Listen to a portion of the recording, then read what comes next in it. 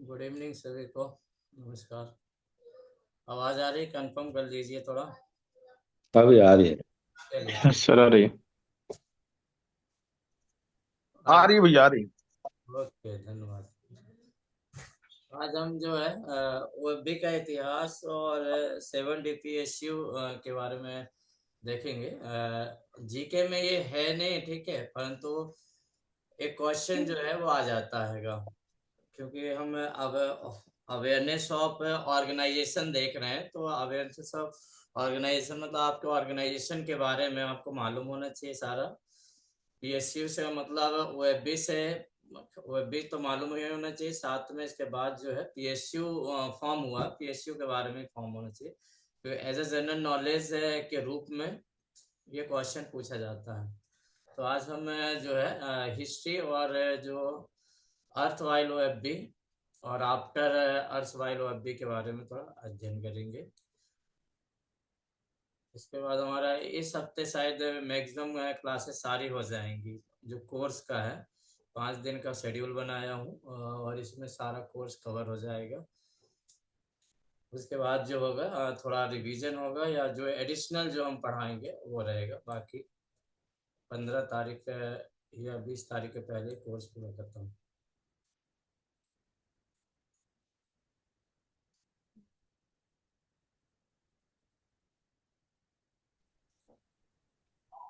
Sir ये course complete होने के बाद क्लासेस चलती रहेंगी? क्लासेस चलते दूसरे सब्जेक्ट की चलती है भाई। ये आपका खत्म हुआ, दूसरा सब्जेक्ट जो रहेगा वो चलेगा। बाकी आपका टेस्ट कंटिन्यू रहता है। जीके का जो हैगा वो कंटिन्यूएशन में रहता है, जब तक एग्जाम नहीं होगा जब तक रहेगा। टेस्ट सीरीज में आप लॉग इन कर लेंगे, टेस्ट सीरीज में सारे टेस्ट मिलते रहेंगे और जो नए नए क्वेश्चन पेपर आते रहेंगे वो आपको कंटिन्यू रहेगा। सर इसका एग्जाम कब तक होगा? एग्जाम का देखो टेंटेटिव तो मान लीजिए मई में होना है, ठीक है। अब 15 अप्रैल के बाद बोर्ड ने बोला है, हमारे हिसाब से वो मई में होगा। JWM चार्जमेंट का एक साथ एग्जाम होना है, इसलिए टाइम लगेगा, क्योंकि अभी डाटा वेरिफिकेशन जो है नोडल अफसर सभी प्रैक्टिकल नहीं गया है। तो 15 मार्च तक डेट बोला था, 15 मार्च तक डेट डाटा भेजना है। तो सर जितने ये ऑनलाइन होना है एग्जाम, ये वाला? ऑनलाइन ऑनलाइन होना है, दोनों ही एग्जाम ऑनलाइन होंगे, ठीक है। दोनों ही लाइन ऑनलाइन ही है, इसलिए अगर एग्ज़ाम दीजिए फेयर एग्ज़ाम होने का ही रहेगा, क्योंकि इतना बड़ा मुद्दा बन गया है और सारे फेडरेशन और एसोसिएशन लगे हुए हैं। तो कोशिश रहेगा फेयर एग्ज़ाम होगा, किसी प्रकार की गड़बड़ी की संभावना शायद ना हो। कब तक का एग्जाम होने का है? ये मई तक होगा। 15 अप्रैल के बाद बोला है, मगर हमारे हिसाब से मई तक रहेगा एग्ज़ाम। तो फॉर्म आ गया क्या?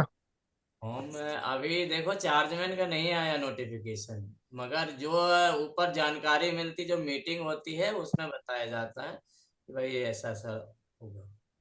उसके हिसाब से मैं बता रहा हूँ। तो जब इटारसी में तो तक सर डेट कंफर्म हो गई है सर, 8 अप्रैल से। ये पुरानी वाली। पुराने वाली का, हाँ नहीं, पुराने वाला तो अलग, वो तो सप्लीमेंट्री है एक प्रकार से, डिस्प्यूट वाला मैटर है इसलिए।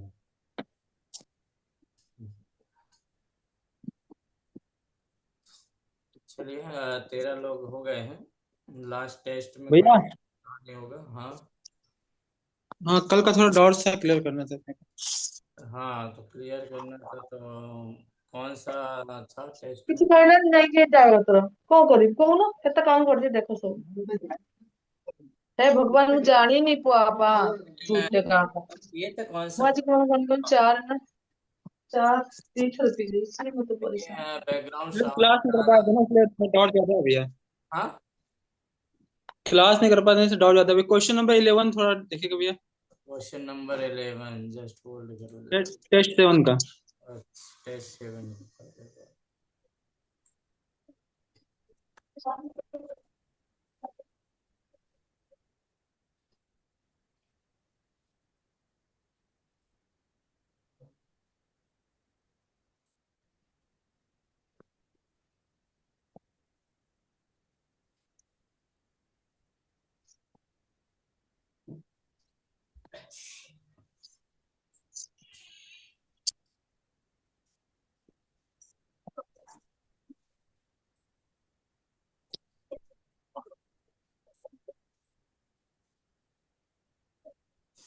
चलिए दिख रहा होगा टेस्ट नंबर, क्वेश्चन नंबर 11। 11 था आपका, compensation for permanent total disability is based on. तो परमानेंट में 60%, अच्छा 50% लग रहा है, 60% है ये था। हाँ तो सी आ हाँ रहा था इसका आंसर। ठीक ठीक है, ये बी आएगा वैसे ना। बी आना चाहिए भैया। जी नहीं, बी ही आएगा। ठीक है, डेथ में 50%। ठीक है, और कोई सा डाउट था? क्वेश्चन नंबर 32 पे चलते हैं भैया। 32 में देखिए, इस प्रकार से पढ़िएगा, क्योंकि नोट्स में हम कुछ दे रहे हैं, पता चले यहाँ, क्योंकि जब क्वेश्चन पेपर बनाते हैं तो 30 कितना बोले, 32 में देखिए आपका है who is not eligible for receive compensation under, compensation किसे नहीं मिलता मैनुअल मुआवजा तहत।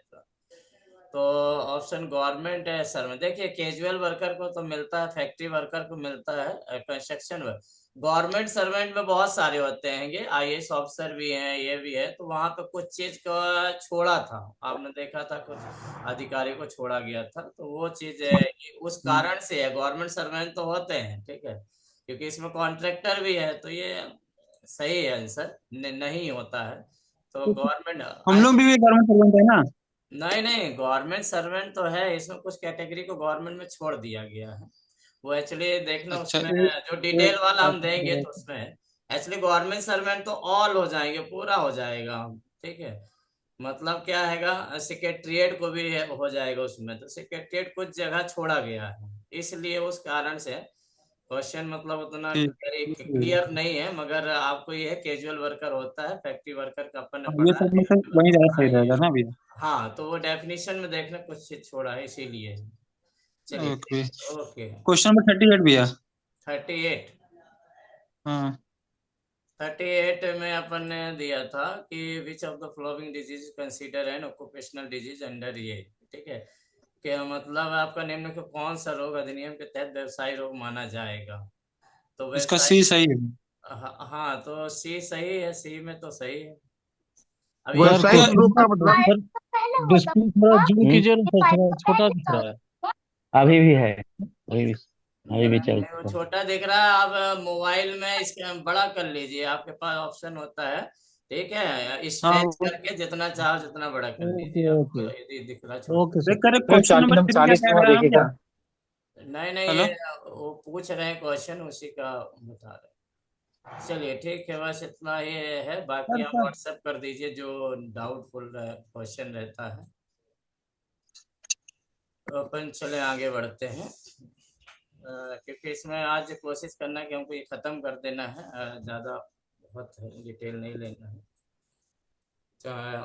शुरू कर रहे हैं, और जो भी ऐड होते जा रहे हैं उसको हम एडमिट करते जा रहे हैं। आप अपना साउंड बंद रखेंगे बीच में, और यदि कुछ भी पूछना डाउट है तो आप साउंड ऑन करके आप पूछ सकते हैं, बीच में भी क्लास के आप पूछ सकते हैं, क्योंकि डाउट क्लियर होते जाना चाहिए। कहीं कहीं यदि गलत होगा तो आप गाइड कर सकते हैं, क्योंकि कोशिश करते हैं कि क्वालिटी मेंटेन हो। अलग अलग वेबसाइट से डाटा हम लेते हैं, अथोराइज वेबसाइट है, ऑर्डर्स हैं, ताकि डाटा में मतलब एक्यूरेसी बनी रहे। कोशिश हमारी ये रहती है। बाकी फिर समय समय पे चेंज होते हैं कुछ डाटा, तो हो सकता है हमारे पास जानकारी नहीं रहती है, आपके पास भी यदि रहती है तो उसको शेयर जरूर करें, ताकि स्लाइड और क्वेश्चन में वो चेंज हो जाएगा तो सभी को मतलब एक्यूरेसी मिलेगा।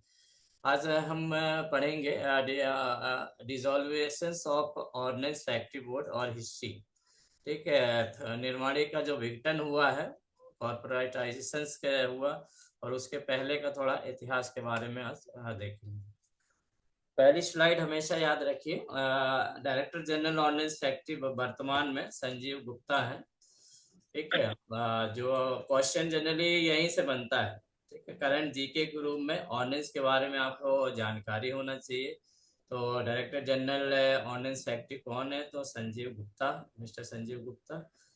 यह है, ये हमने कब तक रहेंगे सर? हाँ जी, कब तक रहेंगे ये सर? ये देखिए, ये नहीं रहता कब तक रहेंगे, इसका कार शेड्यूल नहीं होता है। 3 साल रहे, 2 साल रहे, रिटायरमेंट तक रहे। ठीक है, इसमें नहीं प्रमोशन, नहीं, ये पता लगा कि इनके हाँ पहले और कोई आ जाएगी। नहीं नहीं, वो सब वो जो भी रहता हैगा, जो खबरें रहती हैं वो आपको मालूम होना चाहिए। अभी ये है एग्जाम होते होते चेंज हो जाएगा, जो खबर आपको मिली वो सही हो जाएगी, तो ये आपको अपडेट रहना है वर्तमान में आज के डेट में क्या है हम वो पढ़ा रहे हैं। ठीक है, इसके बाद क्या होता है जब तक अप्रैल में एग्जाम हो या मई में एग्जाम हो तो सब चेंज हो जाएगा। करंट जीके एक ऐसा चीज है जो चेंजेबल होता है, हमको अपडेट रहना पड़ता है, मतलब बुकों में विश्वास उसमें नहीं रखना है कि हमने प्रतियोगिता दर्पण पढ़ के चले गए और ये है, ऐसा नहीं है। आपको करंट इंटरनेट का सहारा लेके जो भी प्रेजेंट वाले क्वेश्चन रहते हैं कि who is the present president, present है तो उसको क्रॉस वेरिफिकेशन जरूर करिए, क्योंकि एक एक नंबर इंपॉर्टेंट होता है। तो यहाँ पर जो भी हमने स्लाइस बनाया हुआ है वो अथोराइज वेबसाइट में आपको मिल जाएगा। डीडीपी डीडीओ से department of defence production directed ordnance का है गवर्नमेंट। इसके बाद आपको एमओडी में बहुत सारे ऑर्डर मिलेंगे, मिनिस्ट्री ऑफ डिफेंस में।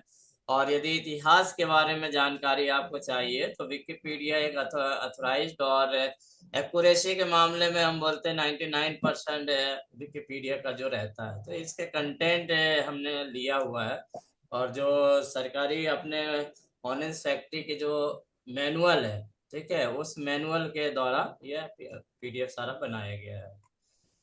तो about director general ordnance factory के बारे में देखें तो एज ऑन मार्च जो है 10 जो है 2025 the present director ordnance Sanjeev Gupta ji हैं। हेयर इज मोर डिटेल यदि देखना तो करंट रोल जो है इनका, Sanjay Gupta is the director general of ordnance CNS at the directorate general Kolkata में इनका ऑफिस बैठ रहे हैं। प्रीवियस रोल यदि इनका देखें तो before is current position Sanjeev Kishore who was previously the DG, इससे पहले संजीव किशोर थे, held various senior position including before the first CMD, और पहले CMD ये थे आपके ABNL के संजीव किशोर। ठीक है, बैकग्राउंड में है ये जो है 1985 बैच के IAS ऑफिसर्स है, Indian ordnance factory IOFS।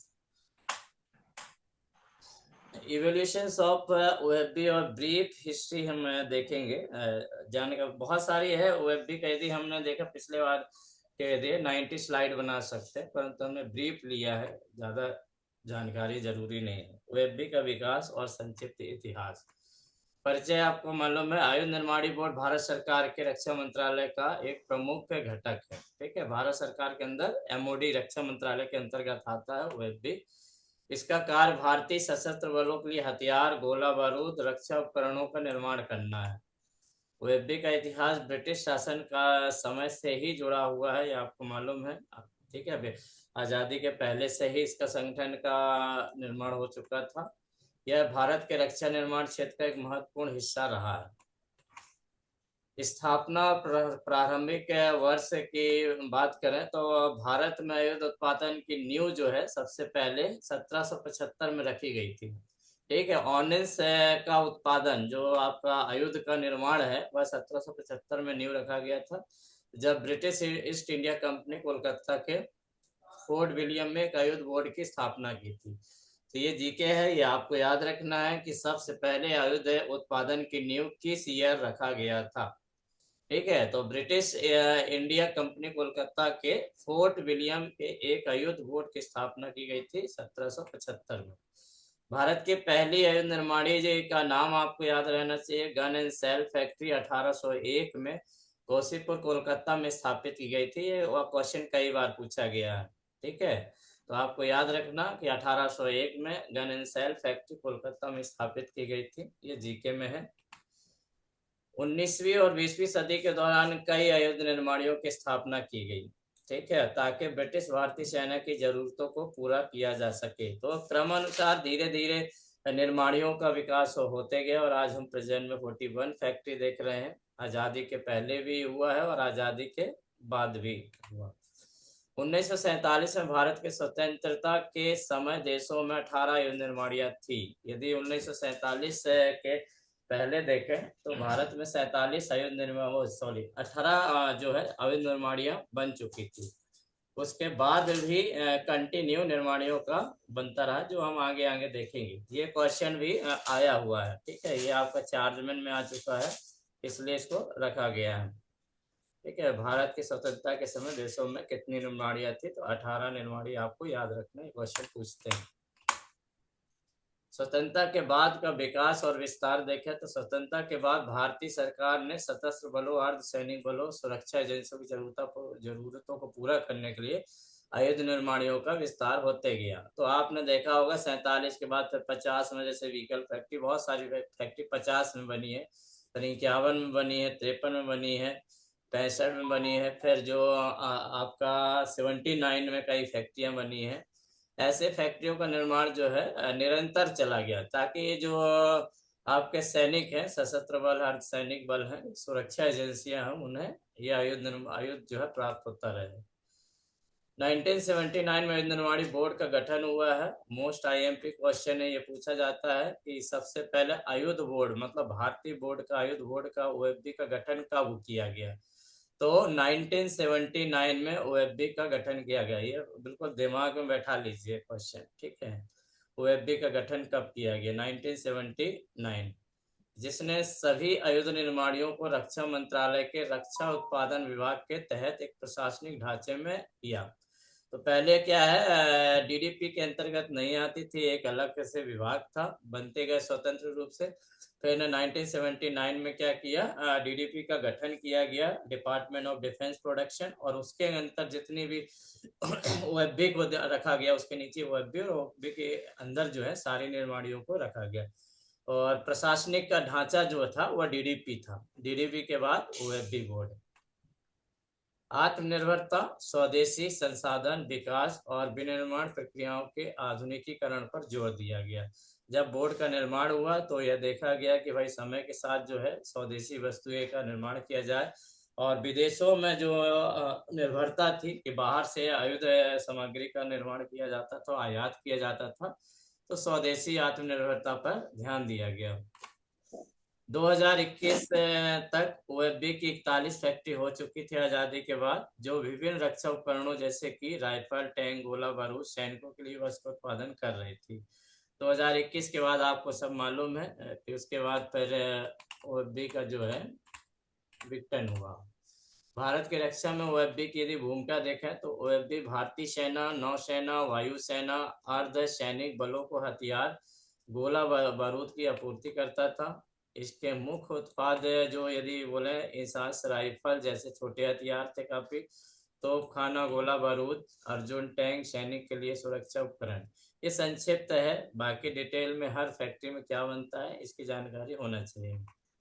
OFB ने कई मित्र देशों के रक्षा उपकरण निर्यात करके भारत की रक्षा कूटनीति में योगदान किया। समय समय पर आपने देखा छोटे छोटे देश को निर्यात भी किया है भारत ने, और इन्हीं आयुध निर्माणियों बोर्ड द्वारा निर्यात किया गया। ओएफबी की चुनौतियां और समस्याएं क्या थी जिसके कारण ओएफबी को डिसॉल्व किया गया और 7 पीएसयू का निर्माण किया? कुछ चुनौतियां, समस्याएं थी, तभी इसका स्वरूप बदला। ओएफबी के समक्ष कई समस्याएं थी, जैसे कम दक्षता, ठीक है, उत्पादन प्रक्रिया पुरानी थी जिससे देरी व अधिक लागत आती थी। तो आपको भी मालूम है कि यहाँ पर जो उत्पादन प्रक्रिया जो है पुरानी ही थी, जो प्रोसीजर था उत्पादन करने का पुराना था। सीएनसी मशीन या हम इंडस्ट्रियल 4.0 की उस समय कल्पना नहीं कर सकते, जबकि 1, 2, 3 जो है औद्योगिक विकास चल रहा था, आधुनिकीकरण का था, परंतु हमारी दक्षता कम थी। हम मतलब उसी पुरानी परंपरा के हिसाब से ही काम कर रहे थे। प्रतिस्पर्धा की कमी थी, उत्पादों की गुणवत्ता, लागत, प्रभावशील पर सवाल उठाए जाते थे। हमेशा ये था कि हमारा क्वालिटी जो है मेंटेन नहीं हो पा रहा था, ठीक है, जिससे हमारे इफेक्टिव उत्पाद नहीं बन पा रहे थे। ये कारण था। सरकारी वित्त पोषण पर निर्भरता था। आपको मालूम है कि पूरी पेमेंट और जो भी उत्पादन सामग्री का निर्माण करते थे उसे उस आय का जो मुख्य साधन था जहां हमको ये पैसा मिलता था वह सरकार से मिलता था। वह भी एक सरकारी विभाग के रूप में कार्य करता था जिसका संचालन सीमित था, ठीक है। तो मतलब आत्मनिर्भरता नहीं था, स्वयं अपना मतलब खर्चा उठाने के काबिल नहीं था, तो इसलिए क्या पूरी निर्भरता जो थी सरकार पर थी। तो एक कारण यह भी था। एक आधुनिकीकरण में देरी, जब समय काफी हो गया, जब हम आधुनिकीकरण की ओर आए, स्वायत्तता की कमी के कारण आधुनिकी तकनीकों को अपनाने में देरी हुई। कारण यह था कि गवर्नमेंट के अधीन था, कोई भी यदि प्रपोजल जाता था गवर्नमेंट एक्सेप्ट नहीं करती थी। चूंकि हमारी स्वतंत्र नहीं थी। स्वतंत्र होने पर क्या हम डिसीजन ले सकते हैं कि हमें सीएनसी मशीन चाहिए, आधुनिक टेक्निक चाहिए है, नए नए हम ऑर्डर प्राप्त कर सकें आउटवर्ड से, तो ऐसे हमारे पास हाथ बंधे हुए थे। तो आधुनिकीकरण में देरी के कारण और टेक्निक ना लाने के कारण भी हमारी एक समस्या, चुनौती बनी हुई थी, जिसके कारण ओएफबी का विघटन किया गया। ये सारी समस्याएं हैं। ओएफबी का निजीकरण और पुनर्गठन जो हुआ, कारण जो अभी हमने बताया, दक्षता बढ़ाने के लिए आपको क्या है, दक्षता जो है कैपेसिटी बढ़ाना है, इफिशियंसी बढ़ाना है। भारत सरकार ने ओएफबी को समाप्त कर इसके 41 निर्माणियों को 7 रक्षा सार्वजनिक क्षेत्र उपक्रम डीपीएसयू में पुनर्गठित किया है, ये आपको मालूम है। इसका डेट आपको याद रखना है और सभी को याद भी होगा, 1 अक्टूबर 2021 को ओएफबी आधिकारिक रूप से भंग कर दिया गया, डिसॉल्व हो गया। ठीक है, 1 अक्टूबर 2021 को, और इसकी इकाइयां जो है 7 कंपनियों में विभाजित कर दिया गया। डेट जरूर याद रखिए। इसमें म्यूनिशन ऑफ इंडिया लिमिटेड है MIL, armed vehicle Nigam limited AWNI, तीसरा जो है advance weapons equipment India limited avail, इसके बाद ट्रूप कंफर्ट लिमिटेड TCL, यंत्र India limited YIL, India Optel limited IOL और ग्लाइडर्स इंडिया लिमिटेड 7। तो हमारी ये 7 यूनिट है। 7 यूनिट के बारे में हम देखेंगे संक्षिप्त में। थोड़ा याद होना चाहिए कि 7 यूनिट है, 7 यूनिट का आपका नाम याद होना चाहिए, वह कहाँ पर लोकेटेड है, उसके अंदर कितनी फैक्ट्रियाँ आती। क्वेश्चन इसी से बनने हैं। आपको कोई एक फैक्ट्री का नाम दे देगा, बोलेगा भाई किस फैक्ट्री के अंतर, किस यूनिट के अंतर्गत आती है। ठीक है, यंत्र India limited, India Optel limited, glider India, munition India. तो क्वेश्चन कुछ भी बन सकते हैं, इसलिए हमको याद रखना है इसी से। ओएफबी का विरासत और प्रभाव यदि देखें तो आज भी खत्म नहीं हुआ है। 2 शताब्दियों से अधिक, लगभग 224 वर्ष हो चुके हैं। यदि 1801 से हम काउंट करें पहली फैक्ट्री से, तो लगभग 2 शताब्दियों ने ऑर्डिनेंस फैक्ट्री ने भारत को और जो रक्षा सामग्री उपलब्ध कराया है, और ये कंटिन्यू चल रहा है। मतलब जो हमारी विरासत है, यदि बोले सबसे ओल्ड ऑर्गेनाइजेशन है ऑर्डिनेंस फैक्ट्री में, विश्व में शायद 5वें 6वें नंबर में आता है जो इतना ओल्ड है। ठीक है, भारत में। तो ये बहुत पुराना ऑर्गेनाइजेशन है और कंटिन्यू चल रहा है। 224 साल हम गिन सकते हैं। आत्मनिर्भर भारत में महत्वपूर्ण भूमिका निभाई और नए डीपीएसयू के माध्यम से इसकी विरासत आज भी जारी है। ठीक है, अपने अस्तित्व को खोया है। यदि हम बोले तो अस्तित्व को खोया मतलब ओएफबी का नाम है, परंतु स्वरूप जो है बदलता रहता है। हर ऑर्गेनाइजेशन का है, समय समय पर स्वरूप बदलता है। और परंतु यदि एग्जिस्टेंसी देखें तो आज भी वही है। 41 फैक्ट्री है, एग्जिस्टेंसी बनी हुई है। योगदान गवर्नमेंट में हो सकता है और बढ़ा हुआ है, टेक्नोलॉजी में बढ़ी हुई है। भारत में यदि मैप में देखा जाए तो यह आपका मैप है, जो अलग अलग जगह नक्शे के हिसाब से आप देख सकते होगे। उत्तर प्रदेश, मध्य प्रदेश, महाराष्ट्र जो है, कर्नाटका है। तो ऐसे कई जगह फैक्ट्री ये सिचुएटेड है। ठीक है, यदि हम यहाँ पर देखें तो उत्तर प्रदेश में 7 फैक्ट्रियां हैं। नाम आपको याद रहना चाहिए। ऑर्डिनेंस फैक्ट्री कानपुर है, फील्ड गन फैक्ट्री है, स्मॉल आर्म फैक्ट्री कानपुर है, ऑर्डिनेंस इक्विपमेंट हजरतपुर है, ordnance parachute factory Kanpur, ordnance clothing factory Shahjahanpur, और गन गैरेज फैक्ट्री जबलपुर। ये गलत हो गया क्या, उत्तर प्रदेश, ये गलत छप गया। ठीक है, तो यहाँ पे क्या है, एक्चुअली जो वेबसाइट से लिया गया तो उसमें थोड़ा ये गलत है। Gun carriage factory Madhya Pradesh में 6 फैक्ट्रियां हैं। इसी प्रकार महाराष्ट्र में, इस वजह से क्वेश्चन में ज्यादा बनता नहीं है। मैं एक सबसे ज्यादा किस राज्य में फैक्ट्रियां हैं, तो आप याद रखिए महाराष्ट्र में याद रखिए। फिर अलग अलग राज्यों की फैक्ट्रियों के एक बार नाम रीड करेंगे तो वो याद हो जाता है। ठीक है, क्या किस मतलब राज्य में कितनी फैक्ट्री आपको याद होना चाहिए, और कौन कौन सी फैक्ट्री के नाम है। तो ये रटने वाली चीज है, इसमें ज्यादा हम फोकस नहीं करेंगे। Brief year wise events on इस फैक्ट्री में जो अभी हमने पढ़ा है, यदि ईयर वाइज हम देखें तो क्या क्या हुआ है वो देख लेते हैं। Main event in evolution of ordnance factory can be listed as below. सबसे पहले बात करें तो 1801 में establishment of gun carriage agency at Cossipore में सबसे पहली फैक्ट्री बनी 1801 में। 1802 की बात करें तो प्रोडक्शन स्टार्ट हुआ। Production started from 18 March 1802 at Cossipore. मतलब 1801 में बन गई, ठीक है, निर्माण हो गया, उद्घाटन हो गया। प्रोडक्शन जो शुरू हुआ है वो आप ये वाली डेट याद रखिए, ठीक है, 18 मार्च 1802। इसलिए आपका आयुध निर्माणी दिवस 18 मार्च को मनाया जाता है, ये आपको मालूम है। 18 मार्च को हर आयुध निर्माणी दिवस मनाया जाता है। उसका मुख्य कारण ये था कि उस दिन जो है उत्पादन शुरू हो गया था 1802 में, और 18 मार्च को हुआ था, इसलिए 18 मार्च जो है कंटिन्यू मनाया जाता है। 1906 में the administration of Indian ordnance factory came under separate charge of IG of ordnance factories. जैसे वो एफबी है, वो एफबी के पहले क्या था कि जो भी फैक्ट्री थी इसको IG of ordnance factory group में कर दिया था सेपरेट। इसके बाद 33 में चार्ज और डायरेक्टर ऑर्डिनेंस फैक्ट्री, फिर 33 में स्वरूप बदला तो डायरेक्टर ऑफ ऑर्डिनेंस फैक्ट्री के रूप में आया। उसके बाद 1948 में place under director control ministry of defence के अंतर्गत ये कर दिया गया। 1962 में department of defence production was ministry of defence बना। और 79 में जो है आपको ऑर्डिनेंस फैक्ट्री बोर्ड आया, जो हमने बताया था 2 अप्रैल 1979 में। 2021 में यह जो है 7 DPSU में कन्वर्ट हो गया। तो ये संक्षिप्त डेट वाइज जो इतिहास है जिसमें से क्वेश्चन बनता है। 7 DPSC formation as per government order के हिसाब से देखें तो 7 DPSC के बारे में हम देखेंगे कि क्या क्या घटनाएं घटी और किस प्रकार 7 DPSU का निर्माण हुआ। तो यहाँ पर देखें कि in the decision of union cabinet meeting, तो कैबिनेट की जो पहली बैठक थी 16 जून 2021 को हुई।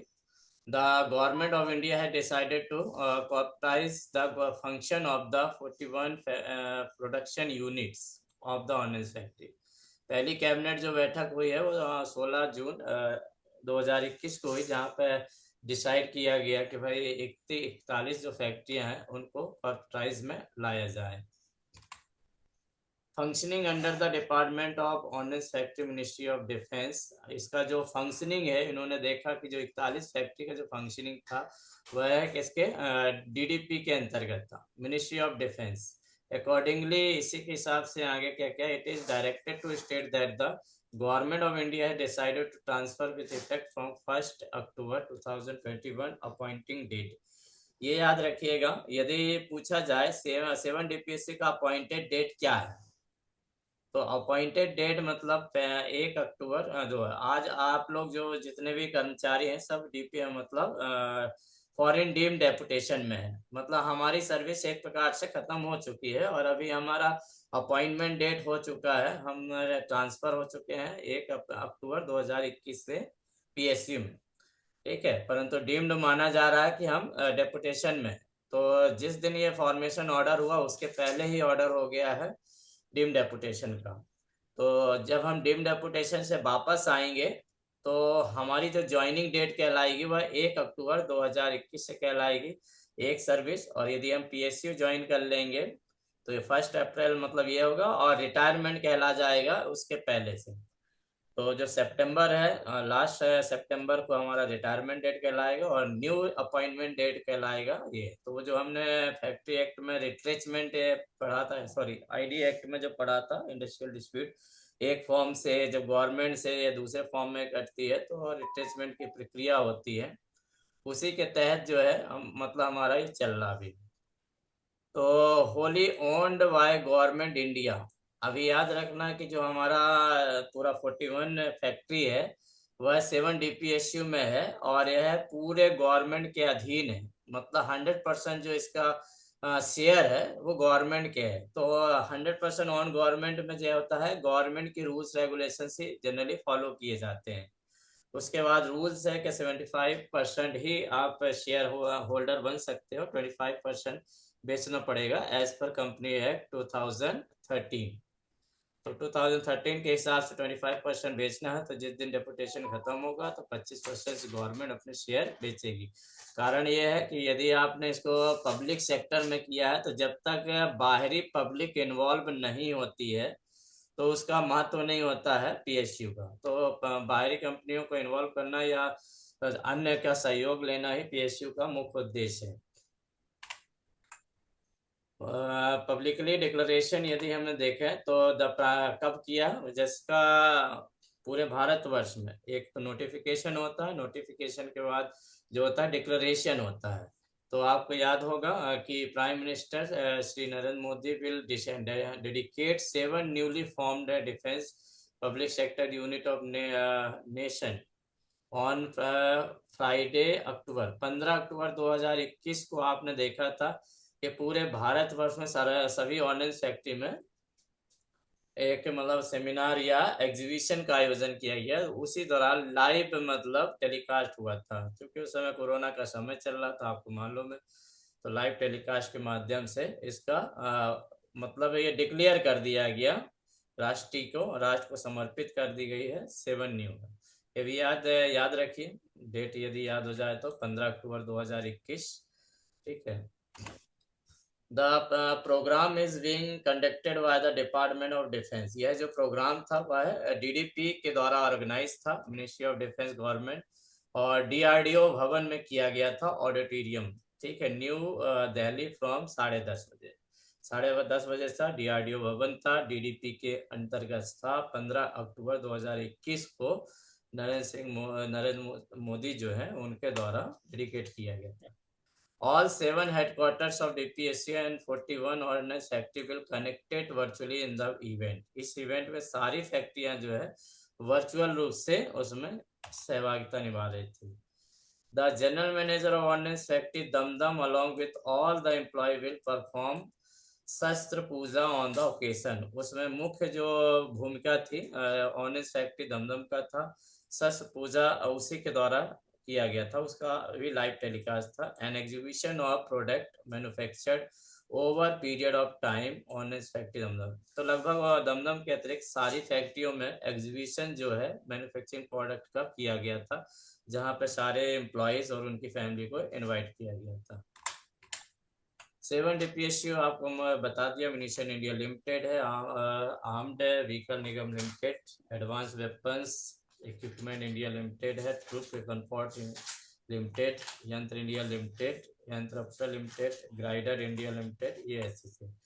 यदि हम कलेक्टिवली डीपीएससी रिस्पेक्ट ऑफ करें तो इसमें एक्टिविटी के हिसाब से डीपीएससी को डिवाइड किया गया 2 भागों में, प्रोडक्शन एक्टिविटी और नॉन प्रोडक्शन एक्टिविटी।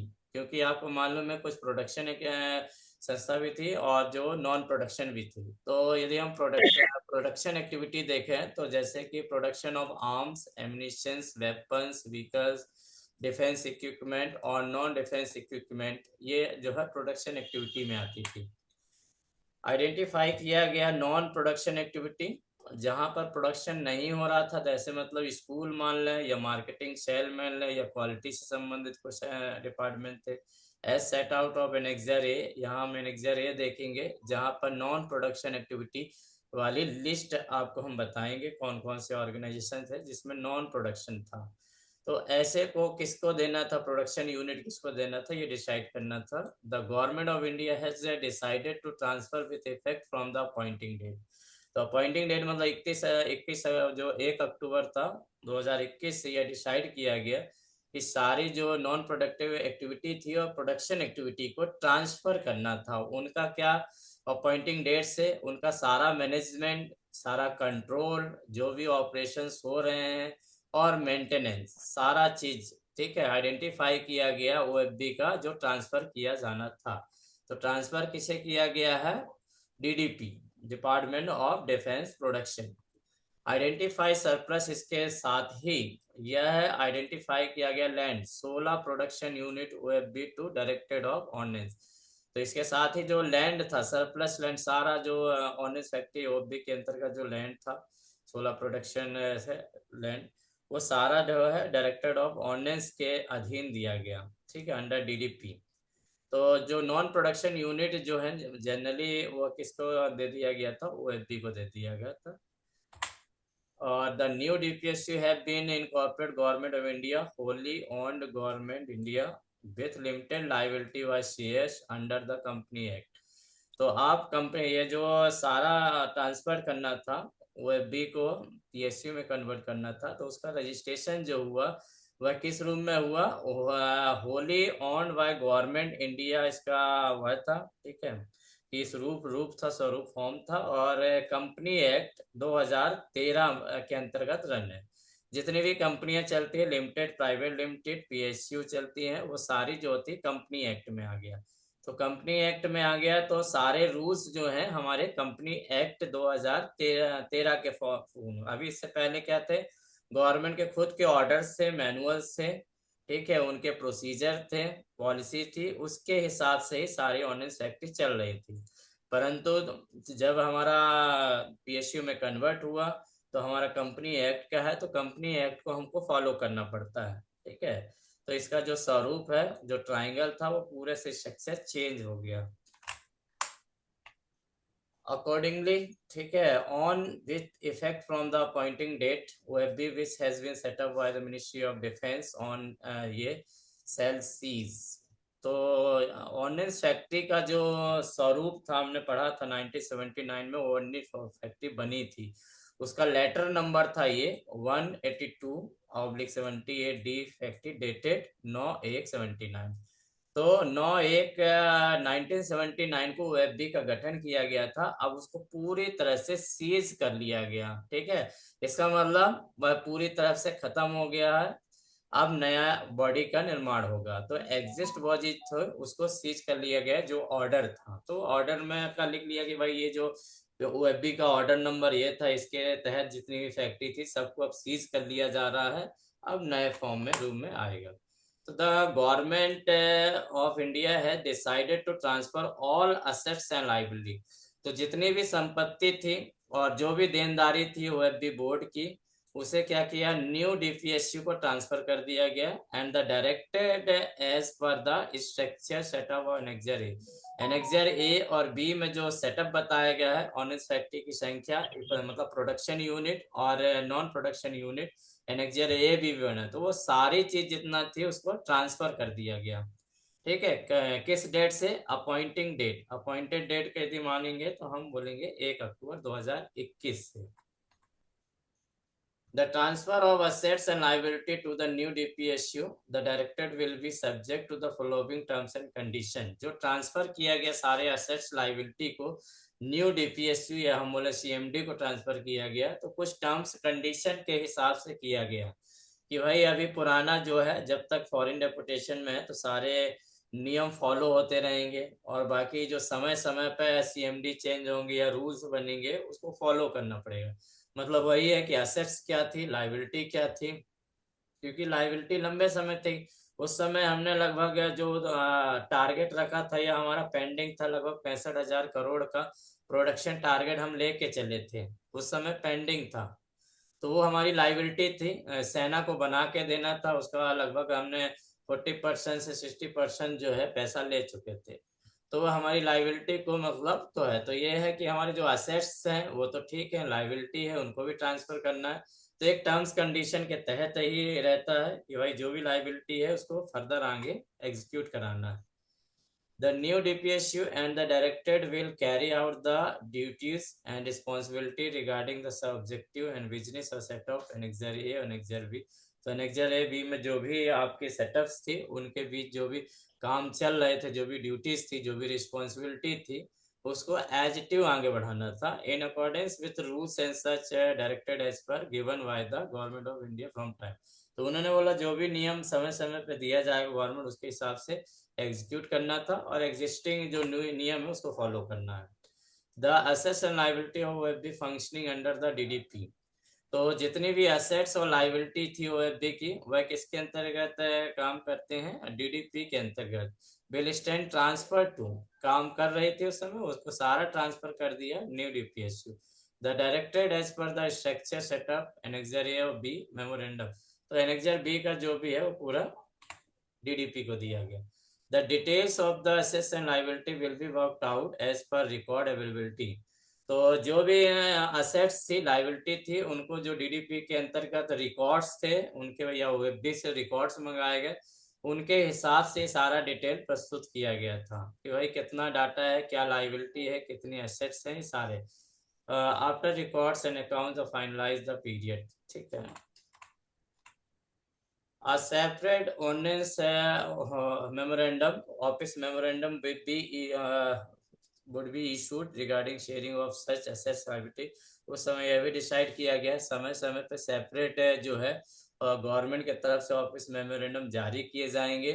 ठीक है, जहाँ किस लिए करेंगे, जो एसेट फैसिलिटी थी उनको लिए being use commonly to more production, जो भी कॉमन एसेट्स है उसको यूज करने के लिए कि वो किसके अंतर्गत आएंगे, क्योंकि डिस्प्यूट उस समय तुरंत तो नहीं हो पाया, ये धीरे धीरे मतलब क्या है क्या, तो ये डिसाइड किया गया कि समय समय पर उस पर जो भी डिस्प्यूट आएंगे, ये जो भी एसेट्स का बंटवारा होगा प्रोडक्शन संबंधित है वह दिए जाएंगे। तो कॉमन एसेट्स में ही डिस्प्यूट था।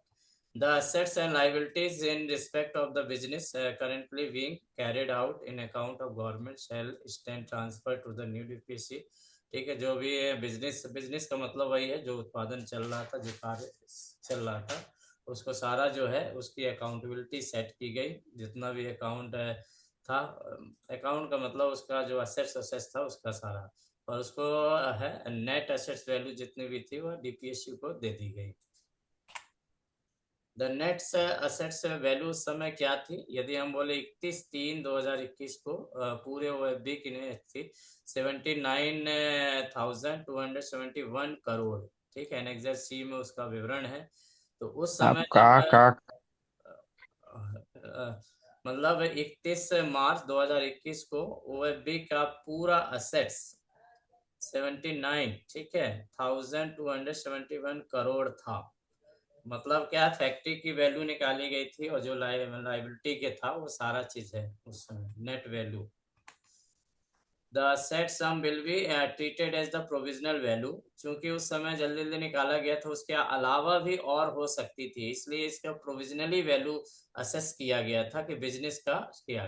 तो इतना रुपए ऑन पेपर ट्रांसफर कर दिया गया था न्यू डीपीएसयू में, ऑन पेपर की भाई इतनी एसेट्स है ओएफबी की, अब ओएफबी की ये सारी जो एसेट्स इतने करोड़ की अब ट्रांसफर किया जा रहा न्यू डीपीएसयू को। The capital structure of the new DPSU with effect from appointing date। तो जो भी कैपिटल स्ट्रक्चर था, ठीक है, जो ट्रांसफर किया गया था वह सारा जो है अपॉइंटिंग डेट से कैलकुलेट होना था, सेटअप किया जाएगा। The new DPSU and the directed as successor. ठीक है, तो जो नए डीपीएसयू बने थे, ठीक है, डायरेक्टेड का, और जो सक्सेसर रहेंगे उसके बाद, मतलब बोला उसके बाद जो भी उसके सक्सेसर डायरेक्टर बनेंगे shall be responsible for all assets and liability. तो डायरेक्टर चेंज होते जाते हैं, हर साल नया आता है, तो जो भी बाद में आएगा उस समय जो वर्तमान में था उसकी रिस्पॉन्सिबिलिटी थी, जो भी एसेट्स लायबिलिटी थी।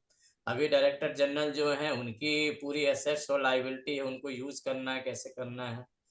For satisfactory execution of all agreement, contract and obligation of force which pertain to the respective business और responsibility being transferred to them। तो सेट एनेक्सर ए और बी के हिसाब से जितना भी assets जो था या liability था न्यू डीपीएसयू को ट्रांसफर की गई थी, उनके में के बीच जो एग्रीमेंट हुए थे, जो कॉन्ट्रैक्ट हुए थे, जो भाई ऑब्लाइजेशन थे, हमारे कर्तव्य थे, वो सारे चीज को मतलब आगे बढ़ाना था, रिस्पॉन्सिबिलिटी थी उनकी। इसके बाद the new DPSU and the directed shall be responsible for honouring and performing all respective contract agreement.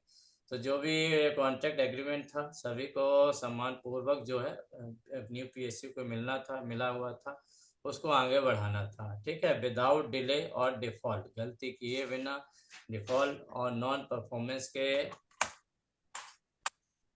DDP cell भी सोल आर्बिटर। यहाँ पर जो भी डिस्प्यूट होना था, यदि सीएमडी के बीच में डिस्प्यूट था या एसेस लाइबिलिटी में डिस्प्यूट था, तो उसके लिए एक आर्बिटर बनाया गया। आर्बिट्रेटर मतलब बनाया था सलाहकार समिति, सलाहकार है DDP shall we was sole arbiter for the resolving any issue regarding implementation of a first set of corporation exercise और रिलेटेड मैटर। तो जो भी प्रपोजल या पॉलिसी बनाई थी ट्रांसफर की, उसके लिए यदि इशू आ रहा था, उस इशू को सॉल्व करने के लिए मीडिएटर के रूप में डीडीपी को बना दिया था, डिपार्टमेंट डिफेंस प्रोडक्शन या डिफेंस। डीडीपी जो सेक्रेटरी था वो मैन था।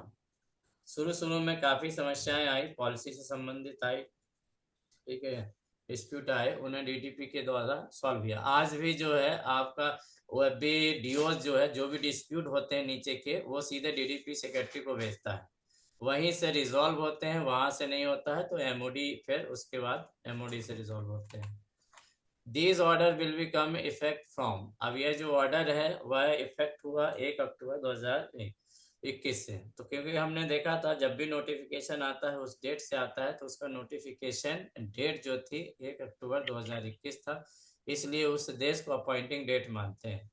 तो यदि आप ये सारी चीज देखना चाहेंगे तो आप उसका जो नोटिफिकेशन निकाल लेंगे तो उसमें सारी चीज मिलेंगी। ये जो हमने जो भी स्लाइड बनाया है उसी से बनाया हुआ प्रिपेयर करके।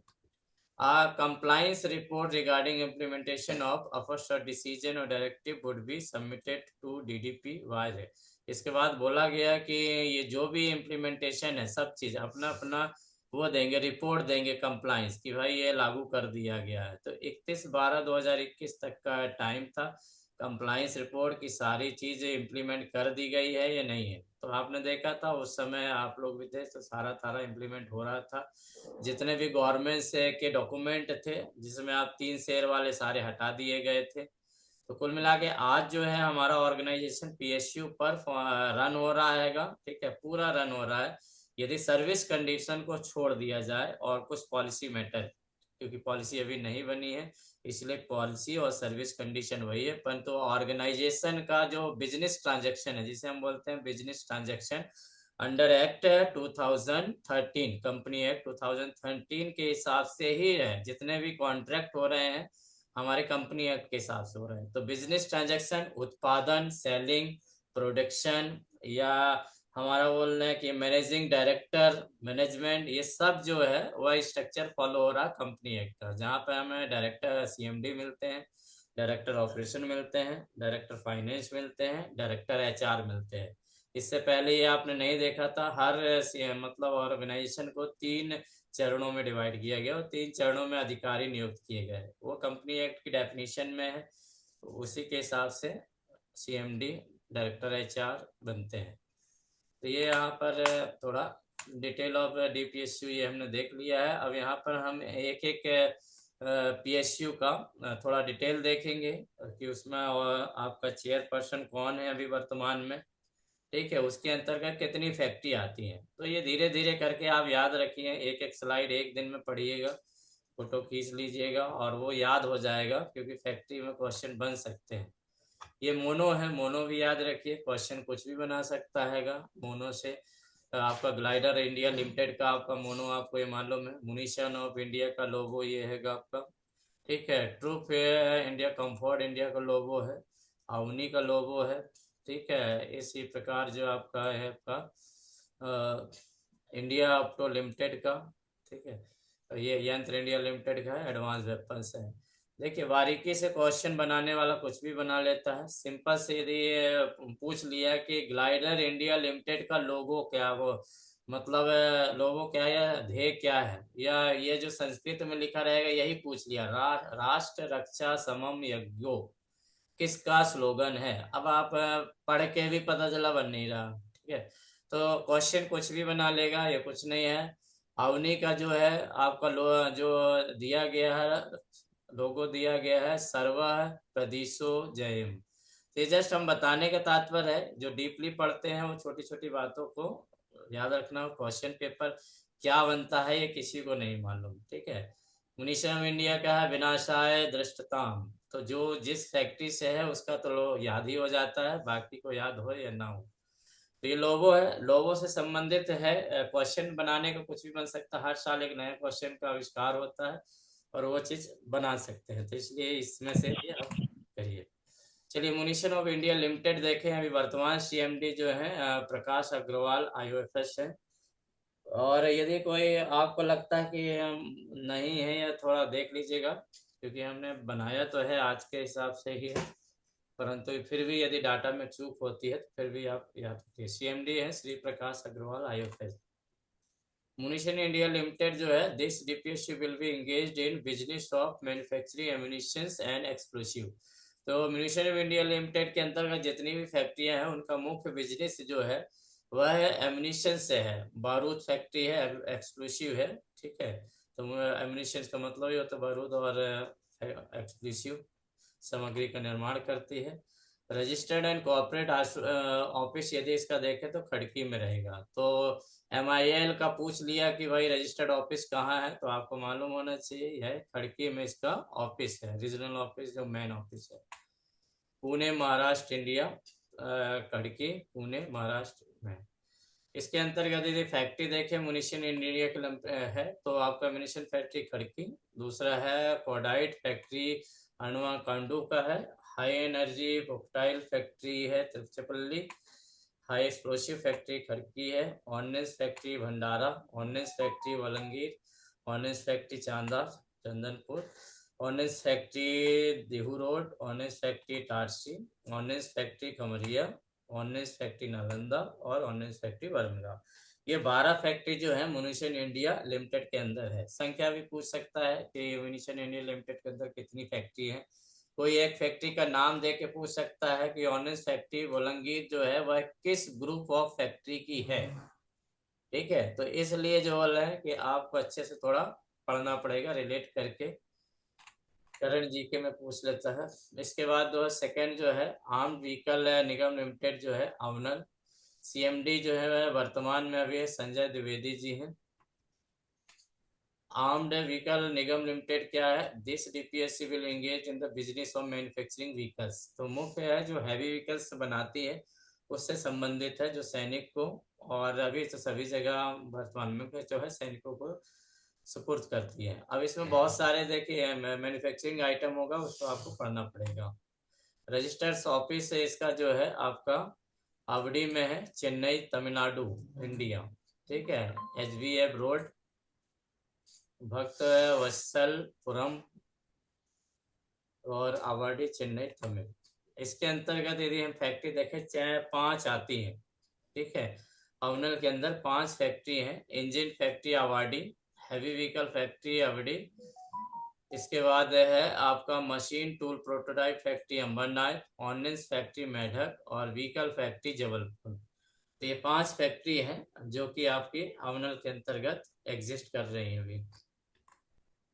इसके बाद है तीसरा एडवांस इंडिया लिमिटेड। विजयन देखो साउंड ऑन है आपका। अरे वीडियो नहीं दिख रहा। वीडियो नहीं दिख रहा आपको? नहीं बाकियों को दिख रहा है?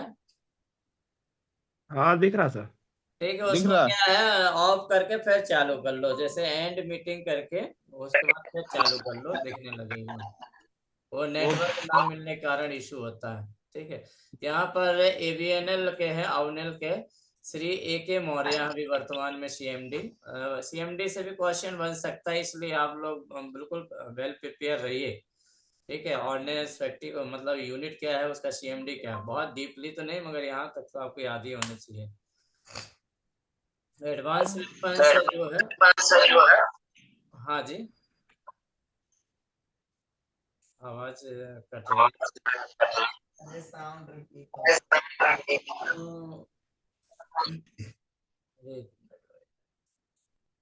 चलिए ठीक है। AVNL जो है अब वेपन्स बनाती है, जो मॉडर्न एडवांस वेपन्स है, मैन्युफैक्चरिंग वेपन्स और इक्विपमेंट का काम कर रहे हैं, ठीक है। रजिस्टर कॉर्पोरेट ऑफिस जो है इसका कानपुर में है, ठीक है। कालपी रोड कानपुर उत्तर प्रदेश। इसके अंतर्गत जो फैक्ट्री आ रही है वह है फील्ड गन फैक्ट्री, ठीक है, Kanpur. Gun carriage factory Jabalpur. Gun and shell factory Cossipore. Ordnance factory Kanpur. Ordnance factory project Korwa. Ordnance factory Tiruchirappalli. Rifle factory Ishapore और स्मॉल आर्म फैक्ट्री कानपुर। तो ये आपके जो है AVNL के अंतर्गत advance weapons equipment India limited के अंतर्गत है। 8 फैक्ट्री है। फैक्ट्री का नाम जरूर याद रखना है आपको सभी का। और ट्रूप कंफर्ट लिमिटेड सीएमडी है डॉक्टर संजीव कुमार सक्सेना वर्तमान में, ठीक है, टीसीएल शॉर्ट में। टीसीएल का मुख्य जो है बिजनेस यदि हम बोले तो manufacturing of troop comfort item बनाती है, जो सैनिकों के लिए वर्दी वर्दी संबंधित और बहुत सारे जूते उते और जो सामान है वो बनाती है। इसका रजिस्टर्ड ऑफिस जो है आपका हेडक्वार्टर है कानपुर है उत्तर प्रदेश में, ठीक है, कानपुर में ही इसका हेडक्वार्टर है टीसीएल का।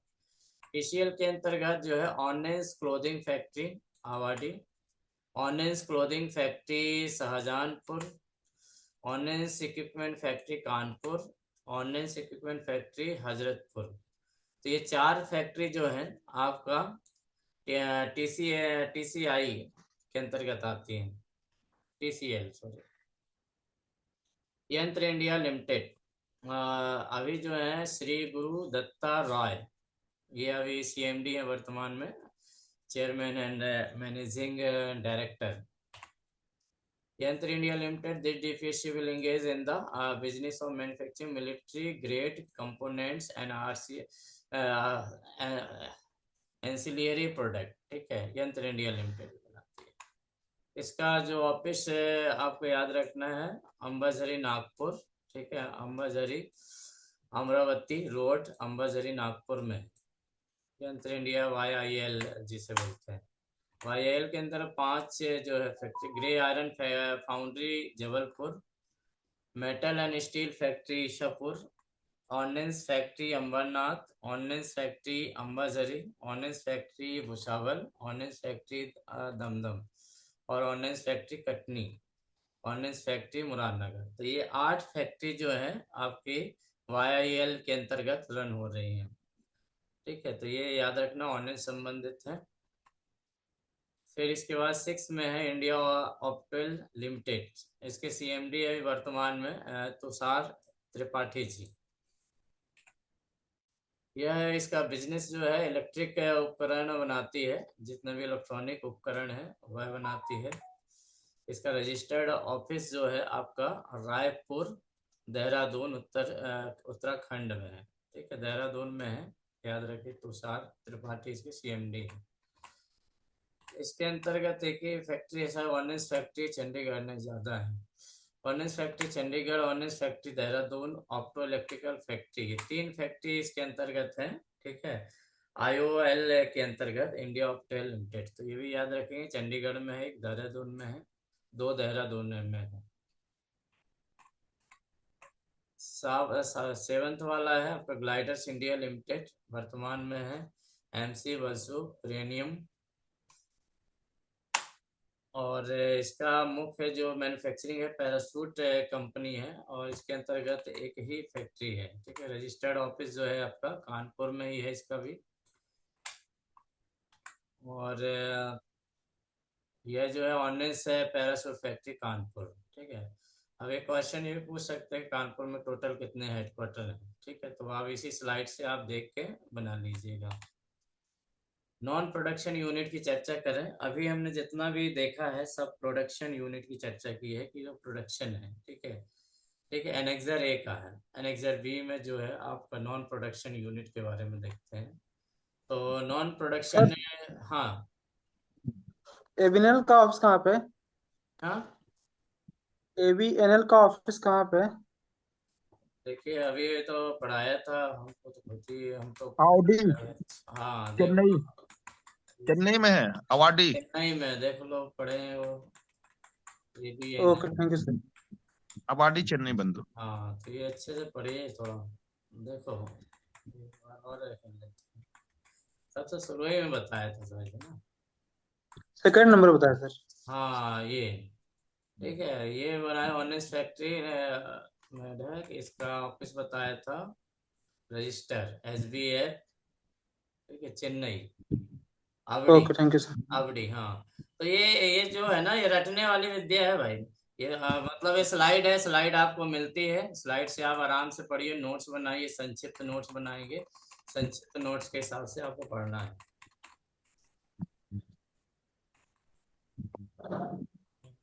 सभी चीज हो गया। तो नॉन प्रोडक्शन यूनिट के बारे में अब मैं देख लें। नॉन प्रोडक्शन में आपका जैसे लर्निंग इंस्टीट्यूट आ जाते हैं, जैसे नेम ऑफ ट्रांसफरिंग जो हुए हैं, जैसे ऑनलाइन सेक्टी इंस्टीट्यूट लर्निंग है खमरिया, OFIL है। तो म्यूनिशन ऑफ इंडिया को क्या क्या चीज मिला है? OFIL Khamaria, national academy of defence production NADP, जहां पर आपको ट्रेनिंग दी जाती थी अंबाझरी का, रीजनल कंट्रोलेट सेफ्टी ऑफिस जो था पुणे का, और रीजनल मार्केटिंग सेंटर पुणे। तो ये जो है म्यूनिशन ऑफ इंडिया लिमिटेड को है। तो ये एसेट्स हैं, एसेट्स और लाइबिलिटी दोनों सभी ट्रांसफर की गई यहाँ। तो ये चार चीज एडिशनल आप देख रहे हैं, ठीक है। इसी प्रकार AVNL को दिया गया online safety institute of learning, OFIL Ambarnath, online safety institute of learning Avadi, factory institute of learning जो है ओफिल है मेढक का, और इसके बाद controllerate of safety Avadi regional marketing centre Chennai AV headquarter Avadi. तो ये सारा चीज ट्रांसफर हुआ AVNL को। Online safety institute of learning Ishapore जो है रीजनल कंट्रोल सेफ्टी कानपुर, ये आपका अवेल को मिला, ठीक है, एडवांस वेपन्स इंडिया लिमिटेड। ये एसेट्स का है कि किस CMD के अंतर्गत कौन से देना था। प्रोडक्शन तो आपने पढ़ लिया, नॉन प्रोडक्शन की ये बात हो रही। इसी प्रकार TCL को तो मिला online factory institute of learning जो है FIL कानपुर, OEF हेडक्वार्टर जो था वह भी TCL को दिया गया। यंत्र इंडिया लिमिटेड को online factory institute of Ambazari, regional controller of safety Ambazari, regional controller of safety हो गया। Ishapur online factory, recruitment centre जो है NADP के अंतर्गत था वह प्रीमाइसेस, ठीक है। ये जो है सारा यंत्र इंडिया लिमिटेड में। ऑनलाइन फैक्ट्री OFIL देहरादून, और Indo Russia rifle private limited, जो इंडो रशिया के सहयोग से जो फैक्ट्री बनी थी उसका जो है advance weapons and equipment India limited को मिला। ये शेयर होल्डर है क्योंकि आपको मालूम है रशिया और भारत के सहयोग से बना है, इसलिए इसमें क्या है परसेंटेज के हिसाब से मिला था। Advance weapon equipment limited 42.5% of paid up equity share मिला था, और म्यूनिशन ऑफ इंडिया जो है 8% of paid of equity share. तो मतलब इतना इतना शेयर यहाँ मिला है, 42 और 8 है, और बाकी जो शेयर है वो रशिया के हैं। तो चूंकि इंडिया में देखिए 51% लगभग हमने 50.5% रखा है, इसलिए जो मैनेजिंग डायरेक्टर है वो हमारा इंडिया का रहेगा। तो पूरे शेयर ना बेच के 50% से ऊपर हमने रखा, तो 42.5% जो है वो आपके अपने एडवांस वेपन इंडिया लिमिटेड के पास है, और 8% जो है म्यूनिशन इंडिया लिमिटेड, और बाकी जो शेष बचे हैं वो रशिया के पास है, कुल मिलाकर रूस के पास। अदर्स असेट्स की बात करें तो अदर्स आते हैं हॉस्पिटल और इंडिपेंडेंट डिस्पेंसरी, 29 है टोटल बोर्ड के पास, ठीक है, जो अलग अलग फैक्ट्री में है। तो 29 ऑनलाइन हॉस्पिटल है, ऑनलाइन हॉस्पिटल या इंडिपेंडेंट डिस्पेंसरीज बोले। ऑनलाइन फैक्ट्री स्कूल जो है फैक्ट्री के अंदर जो रन हो रहे हैं KVOB को छोड़ कर, ठीक है, ऑनलाइन फैक्ट्री जो चलाती है वो 24 है total. OFD headquarter units, OFD headquarter located at OFD new office जो है ही अभी वर्तमान में न्यू दिल्ली में एक ऑफिस। आइडेंटिफाई सरप्लस लैंड, यदि भूमि बात करें कि पूरी ऑनलाइन फैक्ट्री की कितनी भूमि है, 16 ऑनलाइन फैक्ट्री की जो है आपका 3142, ये 16 ऑनलाइन फैक्ट्री की बात चल रही है, ठीक है। सारी अभी आगे देखेंगे तो सभी का अलग अलग बताएगा। Net asset value new DPSU 31/3/2021 के कितने किसकी एसेट्स हैं, जितनी भी एसेट्स वैल्यू है म्यूनिशन इंडिया लिमिटेड का जो है वह 36,337 करोड़ 27 करोड़, ठीक है, ये इनकी एसेट्स वैल्यू है, नेट एसेट्स वैल्यू सबसे ज्यादा साइज से। फिर है AVNL के पास जो है 10,907 करोड़ का संपत्ति। Advance weapons equipment India limited जो है 12,217 करोड़। ट्रूप कंफर्ट लिमिटेड के बाद 3,658 करोड़ की संपत्ति का, और यंत्र इंडिया लिमिटेड के बाद 10,912। इंडिया ऑप्टो लिमिटेड में 5,185, और ग्लाइडर इंडिया लिमिटेड का जो है वह टोटल जो है 79,271, ठीक है। तो सबसे ज्यादा साइज हमारे पास इसी के पास है, ठीक है, लैंड जो असेट्स हैं। कैपिटल हेलो ऑफ, हाँ, हेलो। हेलो, ये वो जो नीचे वाले के पास में सबसे ज्यादा नहीं, सबसे कम है। अच्छा, वो जो ना टोटल टोटल जोड़ नहीं, दिया है वहां ठीक पे। ठीक ठीक ठीक है, ये 157 जी हाँ जी। 156, ठीक ठीक। ओ, टोटल इतना ट्रांसफर हुआ था, अपन ने पढ़ा था 79,000 टोटल ओएफबी की जो संपत्ति थी वो ट्रांसफर हुई। तो ये है सबसे कम, इसका है घटते क्रम में है। सबसे ज्यादा मतलब इसका मतलब मुनीशन ऑफ इंडिया लिमिटेड के पास संपत्ति, जो कि 12 फैक्ट्रीज के अंतर्गत आती है। Capital structure of new DPSU का कैपिटल देखें, शेयर कैपिटल मतलब शेयर की बात कर रहे हैं, वो असेट्स की बात थी, ये शेयर की बात है कि कितने शेयर है आज की डेट में। तो मुनीशन इंडिया लिमिटेड का 40,500 करोड़ का जो शेयर है। इसके बाद एवीएनएल के पास 12,500, AVEIL, ठीक है, अवेल के बाद 15,000, और ट्रुप कंपाउंड लिमिटेड का है 4,000, यंत्र इंडिया लिमिटेड का 13,500, इंडिया ऑप्टेल लिमिटेड का ये। तो ये आप देखेंगे जब रजिस्टर्ड हुआ है, रजिस्टर का सर्टिफिकेट देखेंगे, कंपनी एक्ट में जब रजिस्टर्ड करते हैं तो हमको शेयर कैपिटल लिखाना पड़ता है कि जो हमारा कैपिटल कितना, शेयर कैपिटल कितना है, ठीक है। तो ये शेयर कैपिटल है जो कंपनी एक्ट में रजिस्टर्ड के समय दिखाया गया था, और उसका सर्टिफिकेट है, यदि आप देखेंगे हर फैक्ट्री में एक सर्टिफिकेट है। डीपीएससी जब फॉर्म हुआ है तो वहां पे उसकी वैल्यू निर्धारित की गई है। अभी वैल्यू कुछ भी हो सकती है, जब रजिस्टर्ड होती है तो शेयर कैपिटल वैल्यू लिखना पड़ता है कि अथोराइज्ड कितना है, सीएमडी के अंतर्गत कितना है। तो ये राउंड फिगर में लिखवाई जाती है, मतलब एक्चुअल वैल्यू नहीं लिखवाई जाती है, राउंड फिगर में एटलीस्ट, तो जनरली बढ़ा के ही लिखा रहता है इसमें। इसके बाद थोड़ा देख लीजिए डिफेंस एक्सपो के बारे में। तो ये यहाँ पर थोड़ा हमारा खत्म हो रहा है। ये एक क्वेश्चन इसमें से बन जाता है, आपको मालूम है 2021 में जब डीवीएसयू फॉर्म हुआ है तो पूरे विश्व को बताना था कि भाई 7 डीपीएसयू बन चुकी है पूरे विश्व को।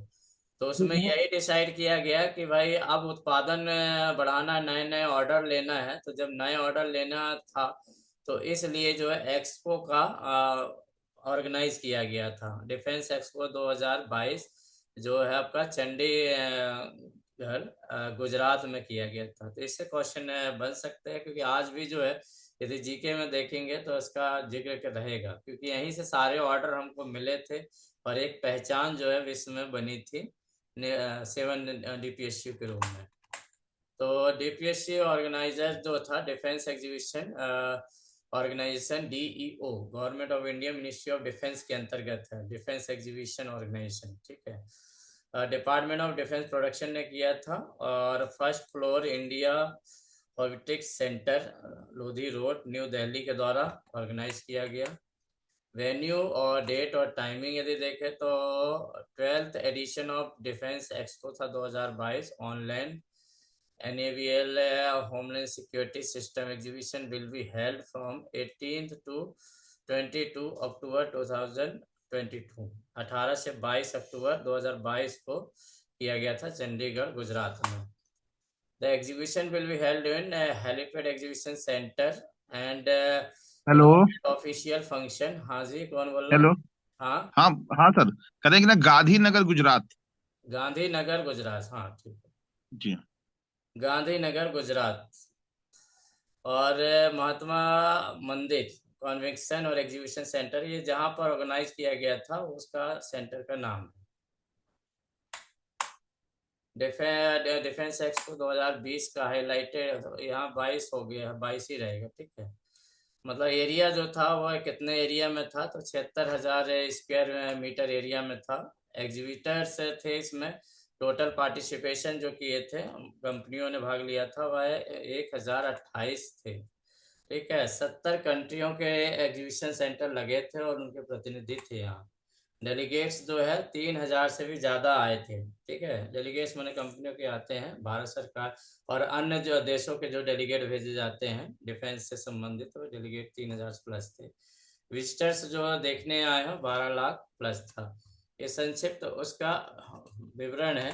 ठीक है, इतना जो है आपको पूरा पढ़ना है। ऑनेस्ट फैक्ट्री का संक्षिप्त इतिहास है।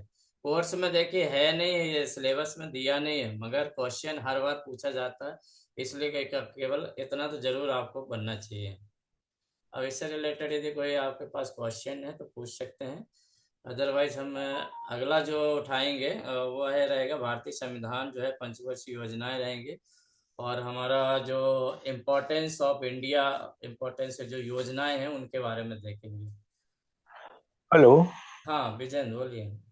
हाँ, मैं पूछ रहा था, आप शेयर का बताए थे, तो ये शेयर जब माने मार्केट में आएंगे तो ऑल पब्लिक के लिए भी रहेंगे कि हाँ केवल नहीं कंपनी? रहेंगे, देखो धीरे धीरे भाई क्या बैठ जाओ, थोड़ा बैठ जाओ। बैठ के पढ़ो यार, लेट के मत पढ़ो। अरे बैठे ही हैं। हमेशा जब हाँ। पढ़ा जाता है बैठ के, ठीक है। वो विजन ऐसा है कि जब ये कंपनी एक्ट में आ गया, अभी तो 100% ऑन गवर्नमेंट है, जैसे हमारा ये पीएसयू फॉर्म हो जाएगा, डेपुटेशन खत्म होगा, तो कंपनी स्वतंत्र हो जाएगी। तो पहले यदि जब वो प्रॉफिट में होती है या फिर प्रॉफिट में नहीं होती है, उसको अमाउंट की जरूरत पड़ती, तब शेयर में लिस्टेड करेंगे। तो अभी वो रजिस्टर्ड वैल्यू रहती है कि भाई हमारा जब शुरू में हम कंपनी एक्ट में आए तो हमारी शेयर वैल्यू जो पूंजी इतनी है, ठीक है। उसके बाद जब वो शेयर में लाएगी तो अलग है, जब लाएगी, जब समय देखा जाएगा तो वो आएगा, एक ना एक दिन तो आएगा, ठीक है, शेयर में आएगा। अच्छा, ये जैसा ये बोल रहे हैं कि यानी बाद में माने अपना पैसा अपन को खुद ही निकालना पड़ेगा, ये बात सही है क्या? अपना पैसा अपना खुद निकालना मतलब अभी भी कर रहे हो, पहले भी कर रहे थे। आपकी जो पेमेंट होती है, अर्निंग होती, अभी तो हम हाँ। प्रॉफिट लॉस में आ गए, सही बोल रहे हैं। 2021 में हमारा खुद का प्रॉफिट लॉस अकाउंट बनने लगा है। 2013 जो एक्ट है उसमें लिखा हुआ है कि लास्ट के ईयर, फाइनेंशियल ईयर में प्रॉफिट लॉस अकाउंट सबमिट करना है। इससे पहले हम नहीं करते रहे, तो अब हम खुद कमाएंगे, खुद पेमेंट देंगे। यही चल रहा है अभी भी, ठीक है। हम जो कमाते हैं उसी से पेमेंट देते हैं। Good night. Good night to all of you. Good night. Hello. हाँ हेलो। हाँ बोलिए। सर मैं बोल रहा था जो अपने सातों डीपीएसयू के सर प्रोडक्ट वगैरह क्या क्या है सर, इसके विषय में भी थोड़ा जानकारी दे देते, नहीं नहीं, वो क्योंकि मैंने। तो देखिए हमने एक अच्छा बताया है आपको, वेबसाइट बताया, भूल जाते हो, DDPDOO, उसमें जाएंगे अच्छा। तो वो फैक्ट्री का नाम बताएगा, फैक्ट्री में क्लिक करिए, उसका इतिहास बताएगा, उसके मेन प्रोडक्ट बताएगा। थोड़ा मेहनत आपको करना पड़ेगी, ठीक है, हमने ये एक सर रास्ता बाहर, बता दिया। ये बाहर से देखना पड़ेगा कि अंदर के उसमें हाँ, मिल जाएगा देखिए कॉम्पोनेंट देखिए वाले? मैं वेबसाइट खोल रहा हूँ, आप थोड़ा शेयर करता हूँ, उसको आप देखिए, खुद भी मतलब करेंगे, थोड़ा सर्च करेंगे, क्योंकि सारी चीजें लाना संभव नहीं हो पाता है। मैं बता रहा हूँ, शेयर हुआ है।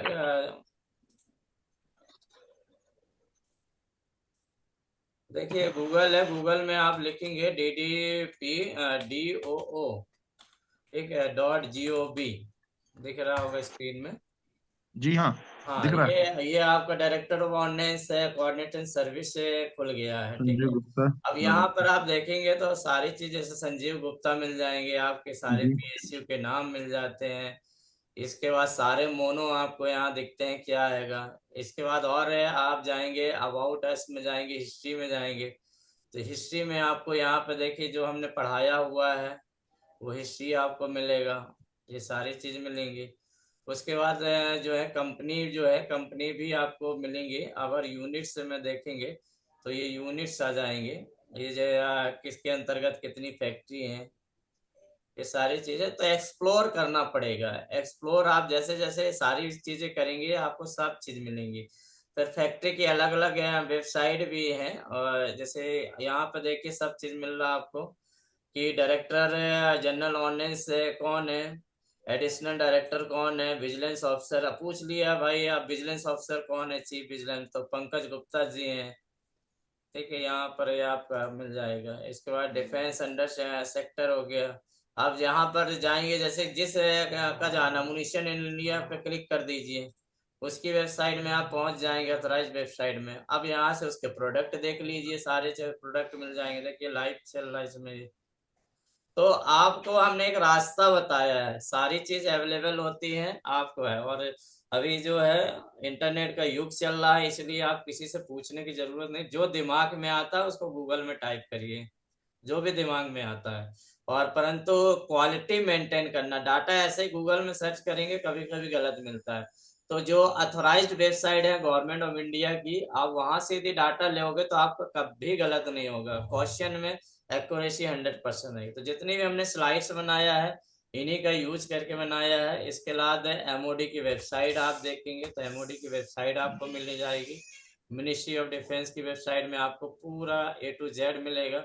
यहाँ पर आप देखते हो कितना एक्सपोर्ट होता है, कितना इंपोर्ट होता है, कौन से नए प्रोडक्ट आए हैं इंडिया में, जो भी नया खरीदा है आप यहाँ से पढ़ेंगे। तो यहाँ से पढ़ेंगे तो हमें नहीं लगता कि कोई क्वेश्चन आपको छूट सकता है। जितने भी मतलब एमिनिशंस है, वेपन्स है, नई टेक्नोलॉजी है, वो सारा चीज यहाँ मिलता है। एक DRDO की वेबसाइट आप रेफर करिए, एक DOPT की वेबसाइट करिए।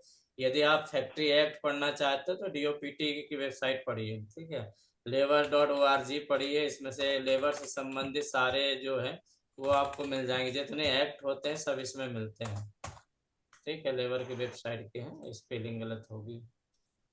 तो ये एक तरीका है पढ़ने का, करंट GK आप जो है कर लीजिए, ठीक है। बस इतना ही आज करते हैं। Good night to all of जी यू। हाँ, गुड नाइट। गुड नाइट भैया, गुड नाइट। Good night.